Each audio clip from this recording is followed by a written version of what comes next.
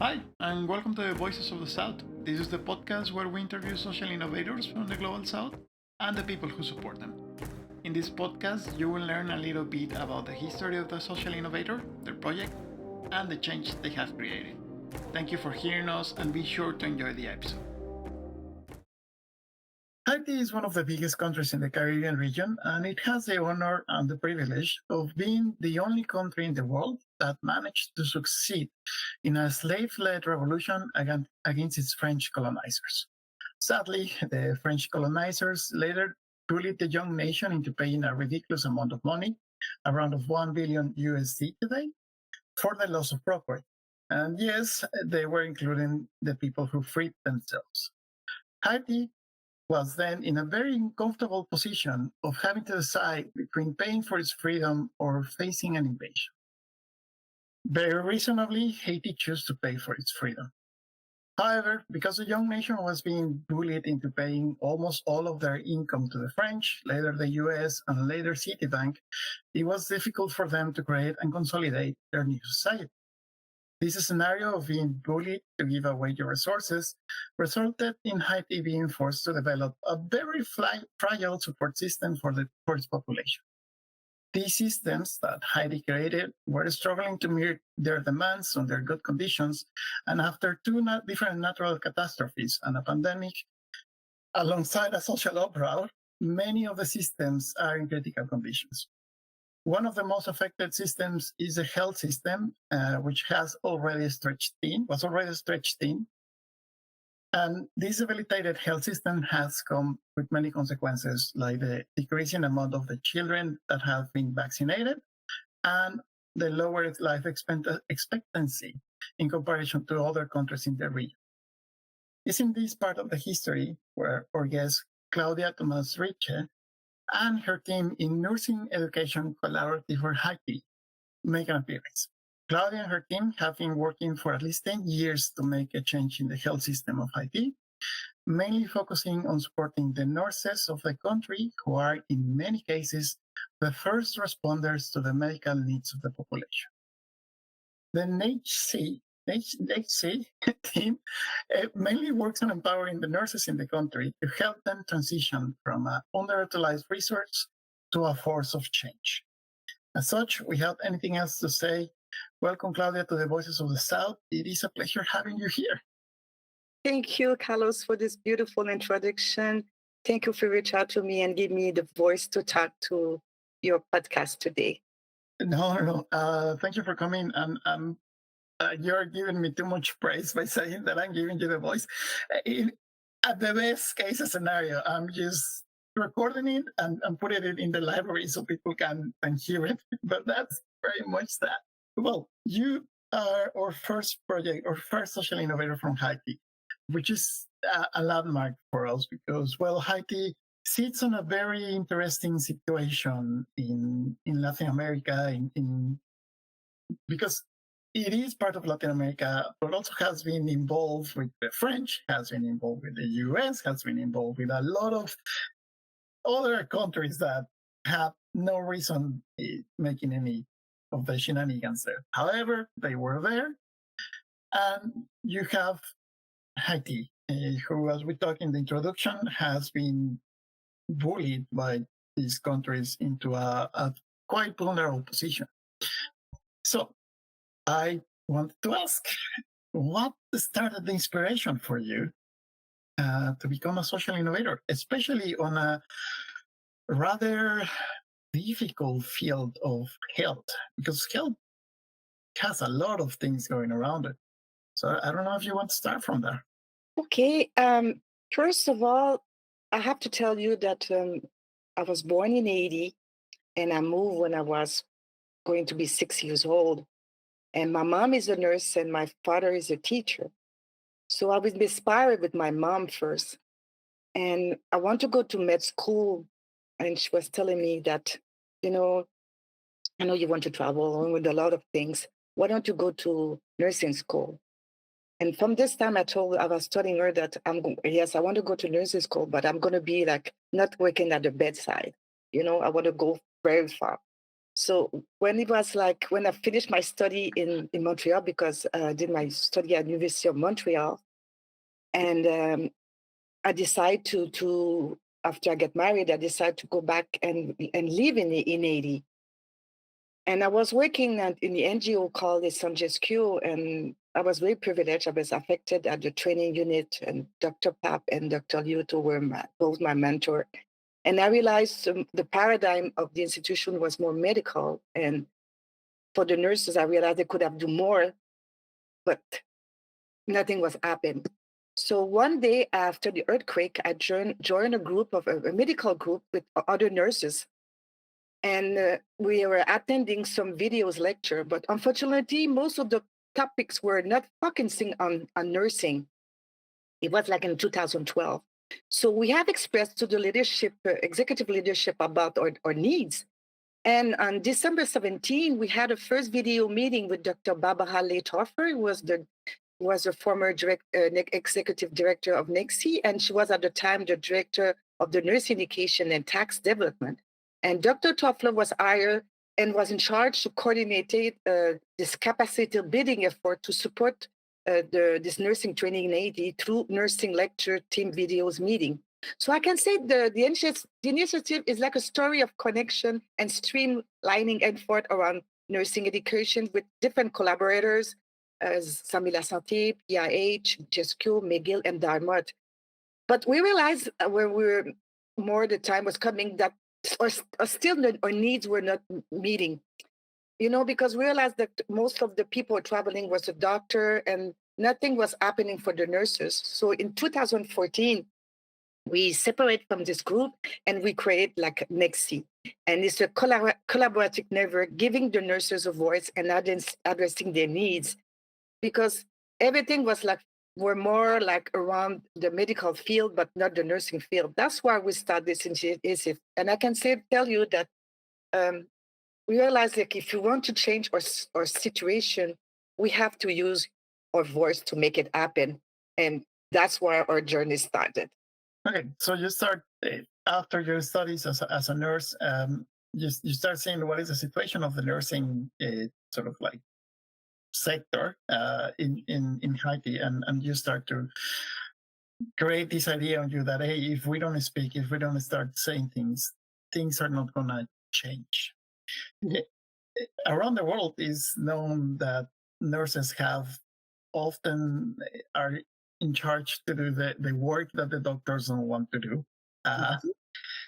And I do believe that is one of the professions that are the least appreciated, because nurses, as we were mentioning before, they're one of the first lines. They're the first responders for a lot of things, and the medical care is a lot their responsibility, no? Because as the doctors might be the ones that do the diagnosing and do perhaps the surgery and whatever, but everything that goes after that is the nurses.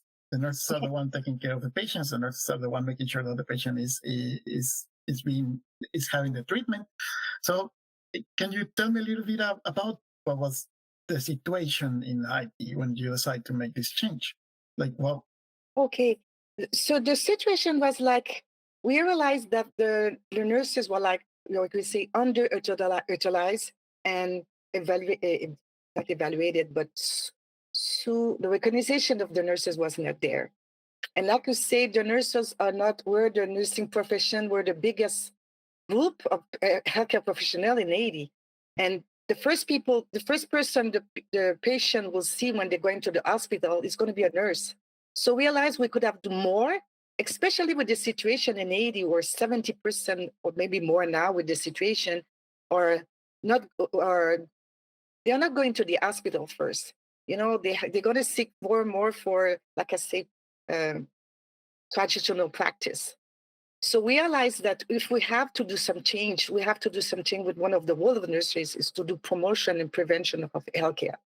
So that's why nursing education, NECH-CIEH, our mission really was like to advance, have the population to have like a higher quality of life for all Asians, and professionalization of the nursing practice in Haiti so far. And that's what we're saying, that if we reinforce the competency of the nurses, we would have like better outcomes. We'll be less people dying. We'll do more prevention, more promotion of healthcare. That's going to help the population, and that's what we have to focus on. So this is one of the mission of NECH-CIEH, and from that we have, like I say, we want to advance the nursing education and to promote nursing research in Haiti, and we want also to promote entrepreneurship through outreach activity with the women in the community. So this is what we were thinking will be the best thing to do at the beginning.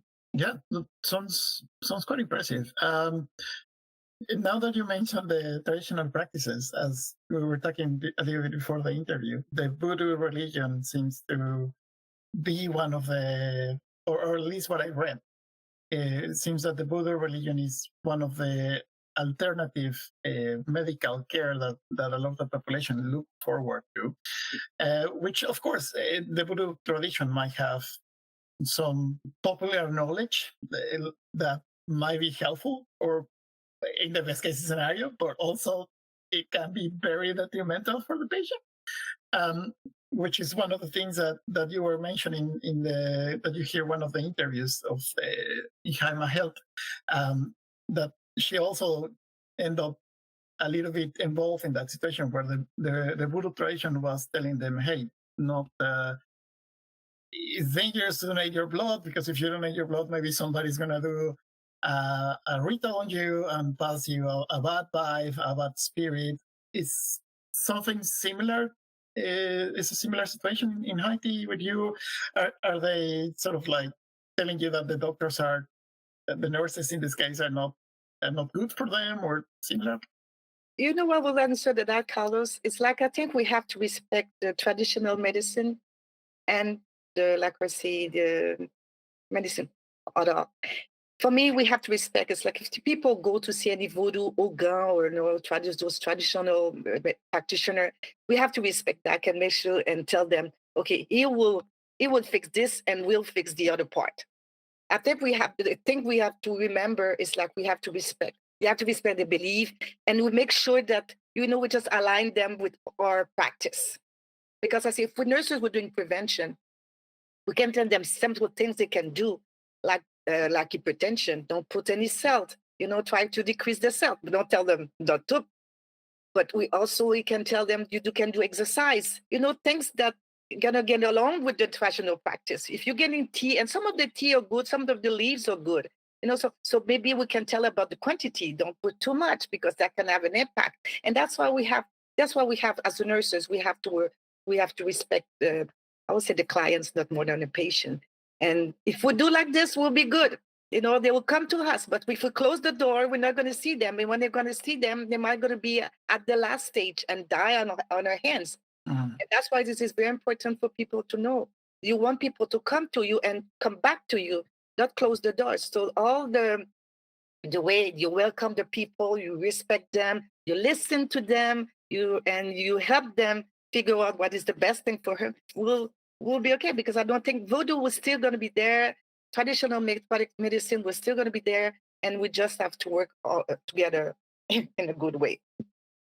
No, absolutely. Thank you for sharing like that. I sort of wanted you to present that on how you interact with the local traditions, with the local community, because it's important as a social innovator that whoever is studying, whoever is listening to this interview, it's important for you to remember that your project and the local traditions don't need to be fighting, but you need to be flexible enough Yes.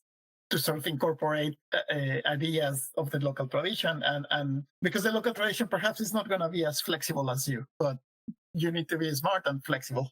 Yeah, but we need to be aware that is a part of the, like when you're doing, you're meeting a new client at the beginning, or a patient at the beginning, you need to know that they might have sick somebody else first. And this is part of like not your examination, but it's part of your observation. And you make sure that you respect that and make sure that you allow them to share, you allow them to talk to you, you allow them to, even if, other things confidential, because if you miss something, if they don't tell you something, you miss something when you're going to try to help them have a better help. So they Yeah, need to remember that. yeah. Okay, let us go back a little bit to the interview because we went on another tangent, a very interesting tangent, but a tangent that is not in the original interview. So you're finishing your education. You are starting with this idea of, hey, if we don't start talking, if we don't, in Mexico we say, "Esta boca es mía." If you don't say this voice is mine, you are not gonna be able to change things. You start thinking about the project, you start thinking about the idea, and when you get ready, what does the people around you say? Like when you go to your mother, you go to your father, and it's like, hey, I was gonna go into a very hard, a very grueling sector of health, the health sector, but now I'm gonna make it even more difficult because I'm gonna go as a social entrepreneur. What was the reaction with the people around you? Your husband in that time? The reaction was, I was very surprised, and it warmed my heart because, like, even my director at the time, Dr. Pap, was telling me it was, he told me it was very good. He said, this is good because he couldn't do nothing for me because he was more working in medical, and so he support us. He support the project, the nurses, the chief nursing officer of the Ministry of Health, the deans from nursing faculty, because we don't have any border of nurses in Haiti, and we have an association.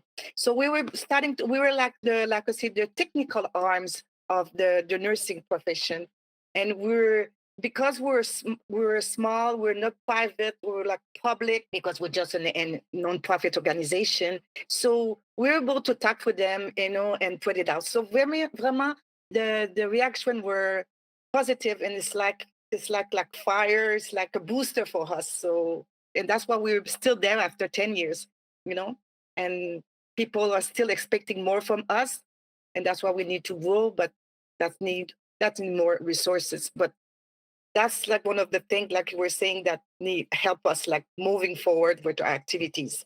Because I remember one day I want just to drop everything, and somebody told me, no, what you're doing is good. We need you. So we need you. And like, oh my God, it's like, ping, and just keep on going. That's good. Yeah, we're going to explore that part a little bit further down the interview, but it does happen when people come to you and tell you, hey, what you're doing is good, and sometimes that helps you keep going for longer, which is it's always good.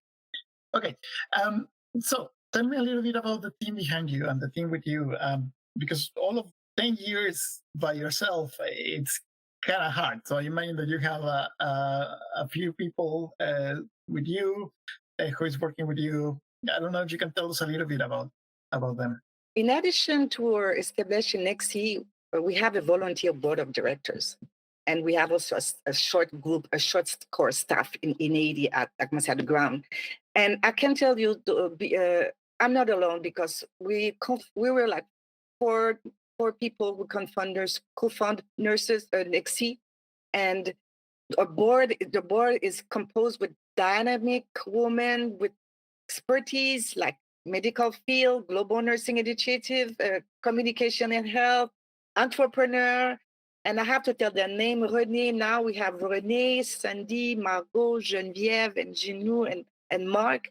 So without those women, without the nurses on the ground, without the chief nursing officer, who, because we're doing our projects like it's more like social responsibility, because we say that we are NECH-CIEH.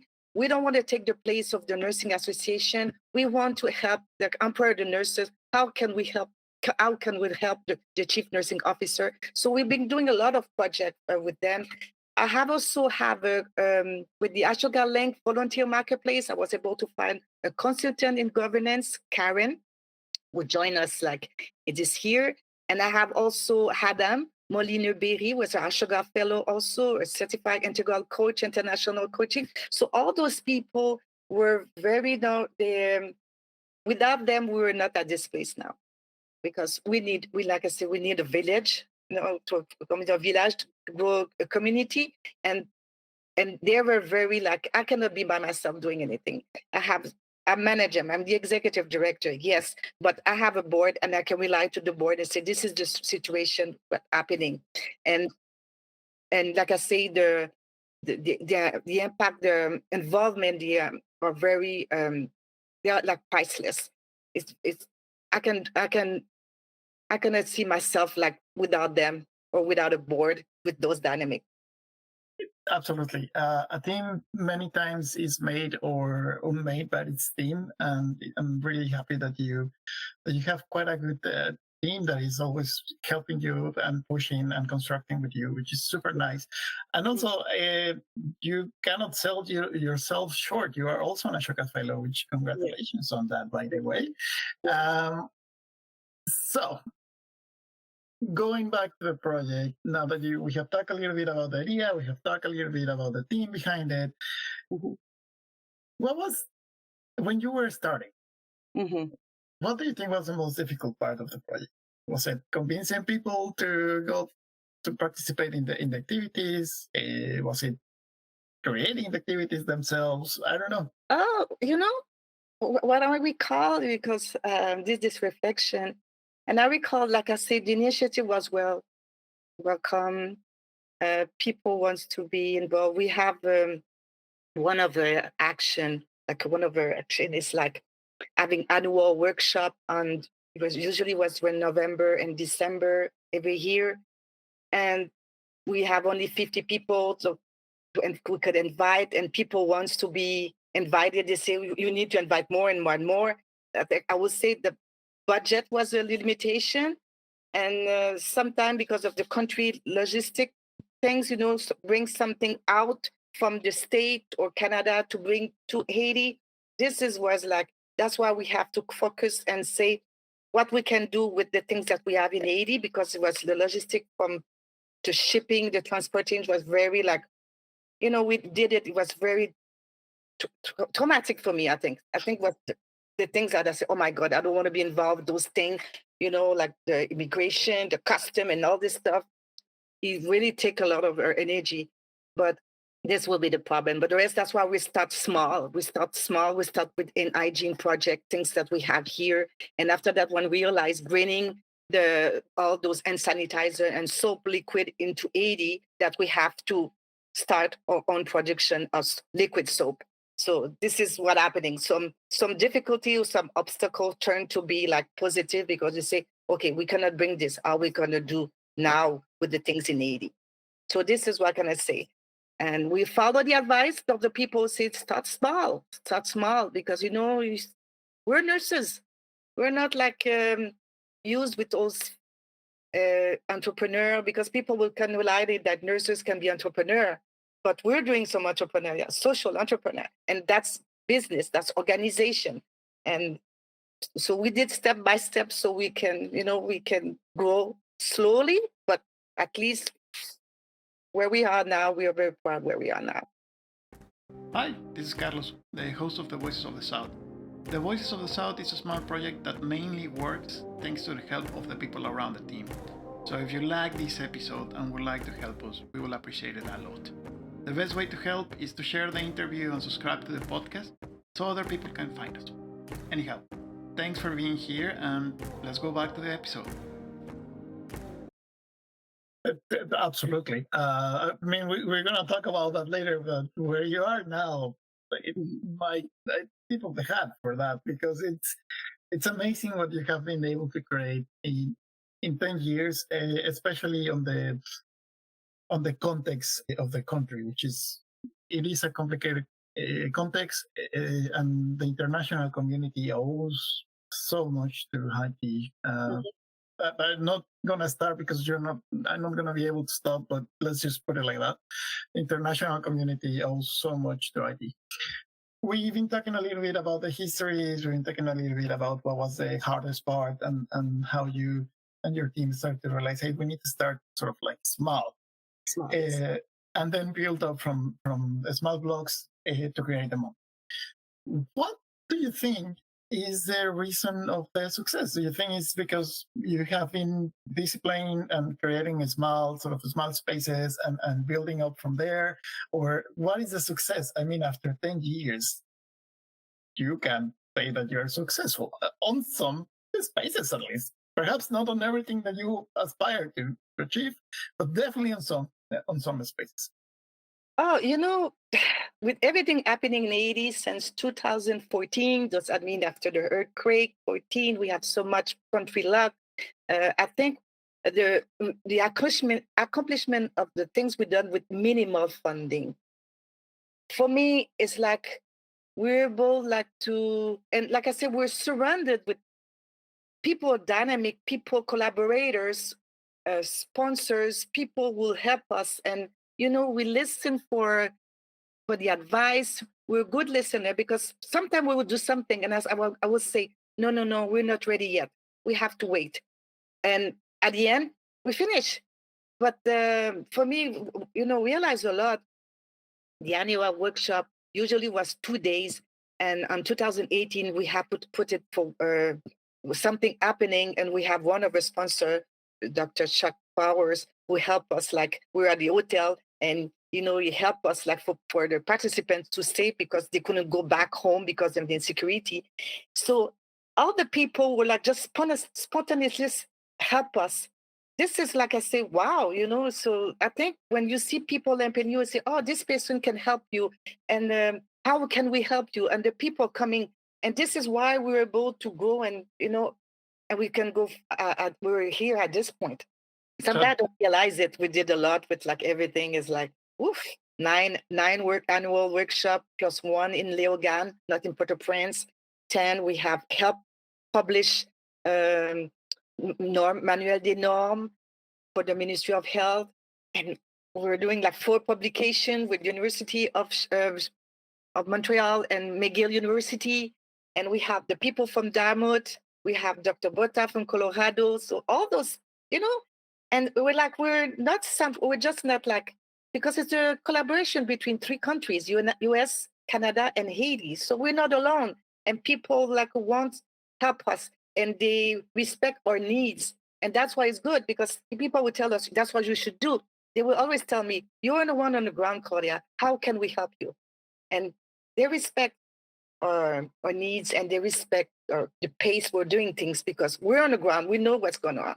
So all this respect and all this motivation, and people want to be involved, but at one point, but you can see that this is why we're here.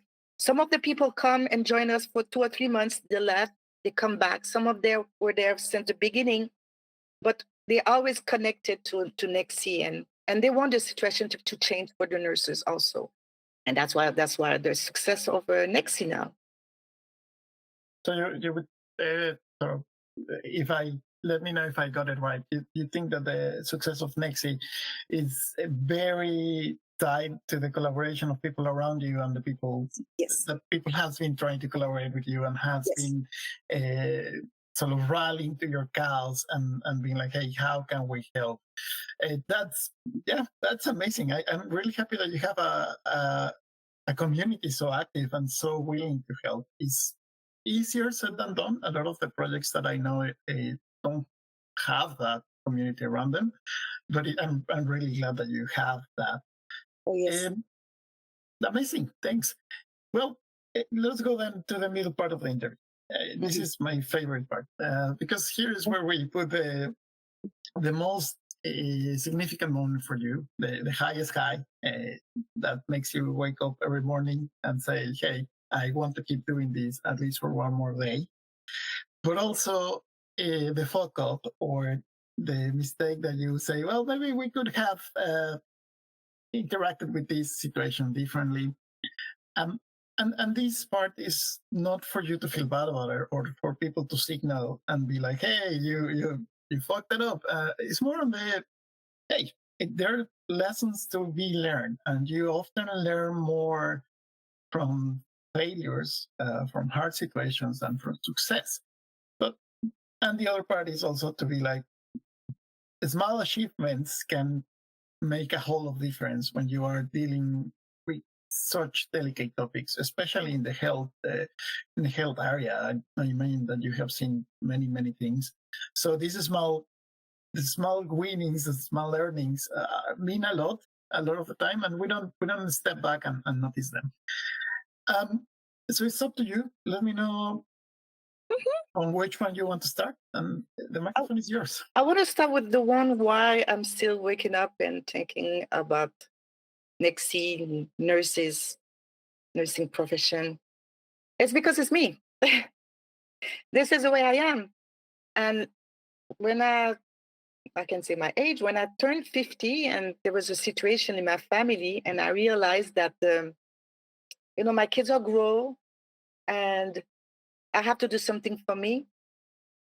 And I go back to my memories. I go back to, some specific experience. And all the time, health was like around. And the nursing profession is very good for me. I was very blessed to be able to go to University of Montreal, do my master's degree, to be an Ashoka fellow and everything. And for me, it's the way to pay back. But I'm not paying back because I receive it, because I want to do it. And even that can be some conflicts because people tell me, why are you going to go back to 80? 80 is the mess and everything. They say, but there's still 11 million people in Haiti. And if even the nurses are leaving the country and the doctors and everybody's leaving the country, somebody has to stay there. So for me, this is who I am. And people who knows who I am say that I'm a fighter and I'm going to be fighting because you see now is mostly at this time, my place is over there to make sure that we train the nurses with the competency, we'll have like to give better care, because that's going to have an impact of the population. So I'm doing this because, like I said, this is what I would love to for people to do for me. And for me, it's like we're starting something is good, and the timing is there now. The timing is there. It's been better than 10 years. The timing is there for us to move on and make sure that nurses of the back are going to be returned to their places at the backbone of the healthcare system. Because we still have, like I said, we're in the nursing profession, the highest, biggest group in Haiti, but we need to be there for the sake of the population. They deserve that. And what will say that my things that are, that's my achievement. Because for me, I'll turn challenges as an opportunity to grow. Okay, this has happened once, that's going to happen twice. And other things in that also is like we don't have the expertise for everything. We need some expert to be on part of the board. But I would say that's why we always say we'll go slowly. And even I'm running a project now, and I'm not going to take anything bad. It's not bad listen, but just to see that take this challenge as an opportunity to train the nurses. And when I'm going to go back or when I'm talking now, I would say, you have to make sure that if something happened, take it and put it as for training. Because I'm a trainer, so I'm taking everything bad and I put it like in a situation to show the nurses, that this is going to happen. This is what is the option you can do to make it to be sure that's not going to happen again. So my achievement, like I say, there's always some things going to happen, Carlos, and but we have to make sure we don't take it personally, and we using it to grow and to to grow, and also to take it as a lesson learned for the others. If you want to say it in French, maybe I understand it, and maybe we. Pas de problème. Je vais le dire en français. Nope, my French is not good enough. But you do understand what I say, or is I understand what you said. Yeah, I mean, again, as we mentioned it before, it's you learn more from the failures. You learn more from these bad experiences that you may have, and taking that information and teaching it to other people is perhaps the most useful that you can do with that information and that learning experience. Yeah. Because you're not only helping yourself, you're helping the people coming behind you to not make that mistake. And yeah, they're going to make their own new mistakes, but yes, at least the previous one is not going to happen that often. And that's a win, which, yeah, amazing. you do definitely give that energy of being a fighter and being somebody who wants to be in the middle of the in the pitch and trying to help as many people as you can. Which uh, congratulations on that. But I also hope that you are capable of looking a little bit towards it and be like, hey, I need to rest, because sometimes we do that mistake that we just keep going and keep going and keep going, and then we don't rest, and the body's like, now you're gonna rest. But you know, Carlos, what I'm doing for that? I'm part of a mindfulness change maker group, and we're doing every Thursday. We're doing like a mindfulness practice of breathing and everything. So this I've been doing that, and I've been doing every 2 weeks. I'm doing some. I have a personal coach, and I'm doing some kickboxing and box. So I'm leaving because people told me that I know you're breathing, you're eating, and but this is me. It's like I cannot separate my work. If you're telling me to go work, I don't know, like anywhere placed in the healthcare system, I'll be strange. But I'm a writer also, so I'm writing things. I'm writing all my emotion when things happening. I'm writing down. You know, I'm I already have a booklet, like I say, comment dire ça, poem, collection of poem already. So I have a collection of poems. So I find ways of myself to just evacuate it. And just before we start, they were telling us like just breathe, three breathing in, three breathing in, do it 3 times. So I did it before starting. So this is the way I'm taking care of myself. And when something happened, I was just going to tell them, we're just going to breathe.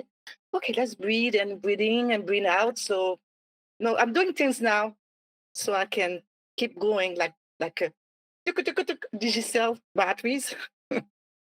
I'm glad that you're taking care of yourself also, because especially in this sector, Oui. we often forget to take care of ourselves. No. Yeah, and your body just lets you know one good day. It's like, no, Of you're course. not gonna do anything today. Yes, this is it. No, I Yeah. make sure my schedule is like, that's what I told people. I'm working from Monday to Sunday. But some Monday I'm very relaxed because I did on Sunday. Sunday when it's raining is nothing to do. And I just have the feeling do it. But I make sure that I'm sleeping well. I have my 8 hours of sleep and everything. I can sleep more. But I make sure this is very important. The balance of your personal life, professional life, and your well-being is very important. And I do care of that. This is one of my priorities.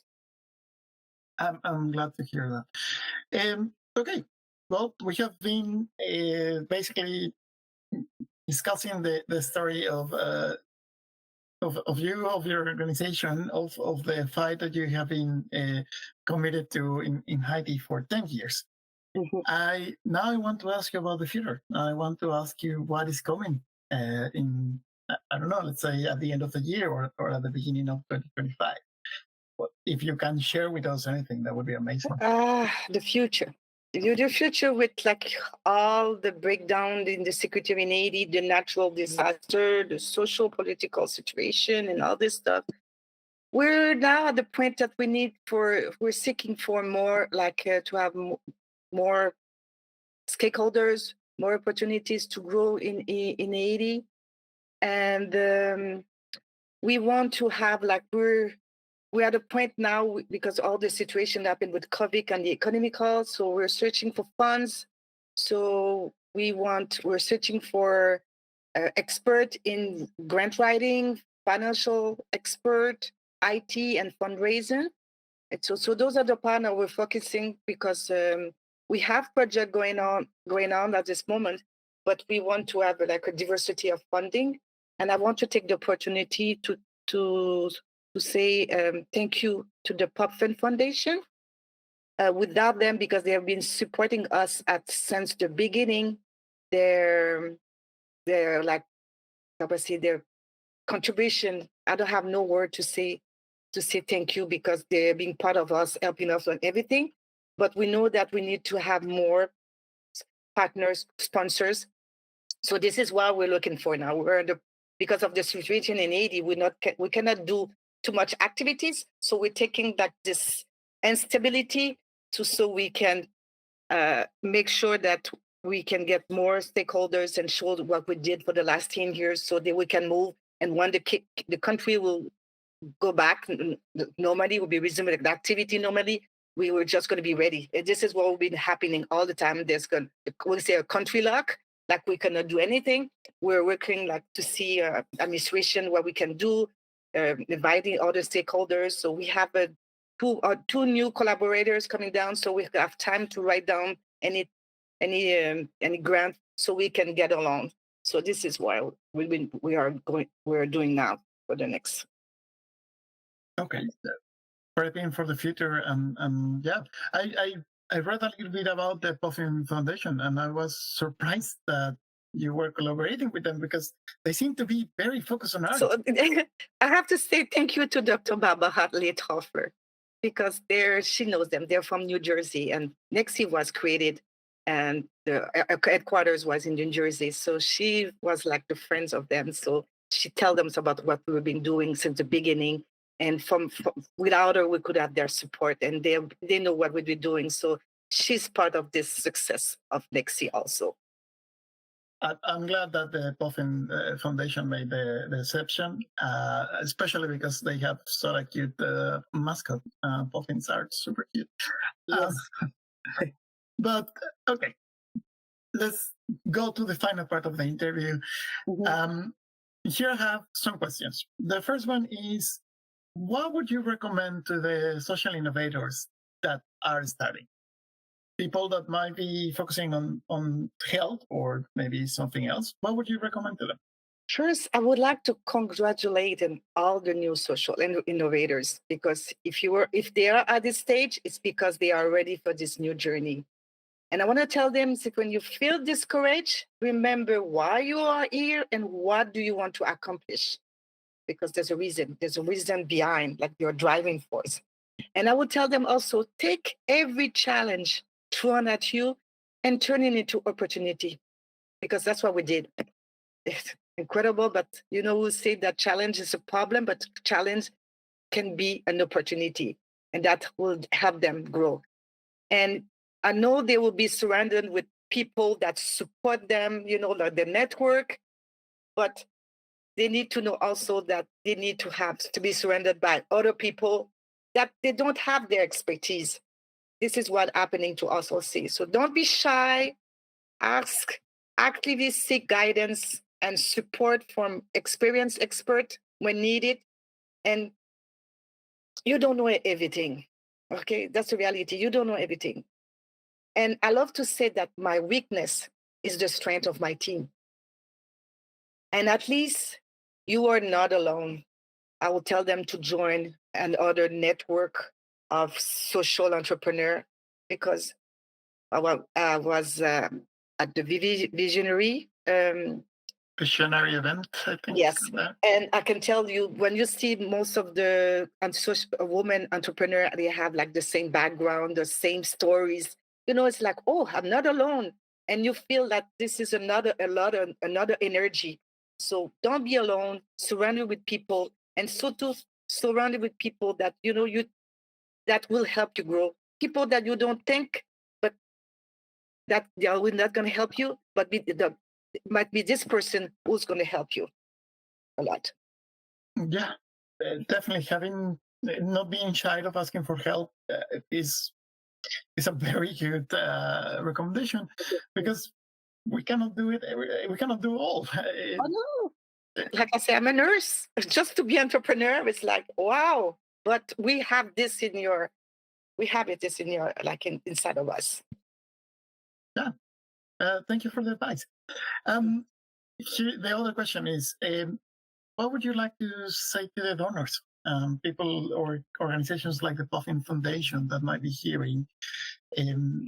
Sometimes they want to know what the people in the field are doing. And I don't know if you have any advice for them.